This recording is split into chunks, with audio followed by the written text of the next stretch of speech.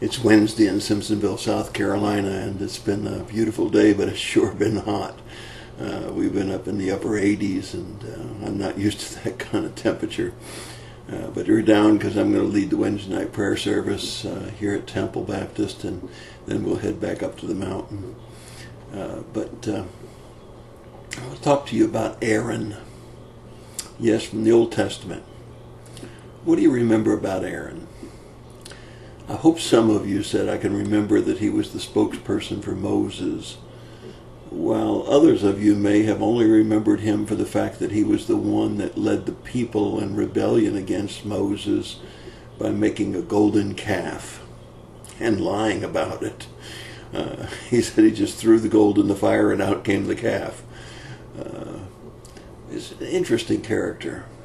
He's mentioned 323 times in the Bible, in 13 different books.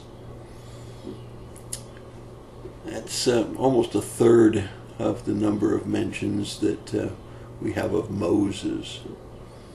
Aaron's even carried into the New Testament, and it's actually the reference in the New Testament that I want to bring to your attention. Aaron was an interesting character because he was very critical to Moses and to the exodus of the people of Israel. He was Moses' brother. He was a Levite. And it was God's suggestion when Moses said, I'm not a good speaker and who am I to lead the people out? God suggested Aaron. I think that's important. It was God's suggestion. He was 83 years old when he spoke to the Pharaoh, telling him to let the people go. He died at 123. In Acts 7:40, the bad reference of the molten calf is mentioned. But in Hebrews chapter 5, verse 4, we have this statement: no one takes honor to himself, but receives it when he is called by God, even as Aaron. No one takes honor to himself. No matter how much you do, no matter how successful you are, you're not going to take honor to yourself. But when you receive it from God, when you're called by God, even if you make mistakes along the way, you're going to be very important. Not that pride of importance is important. I'm not trying to say that if you want to be important, give your life to God. I'm just saying that any honor you get will be because God is the one who called you. It's really interesting after you think about all of the years of Aaron's life, all of the times that he stood by Moses' side, helped hold his arms up for battle's victory, helped to take the land, the promised land. All that he did, and many times all we think about is that molten calf.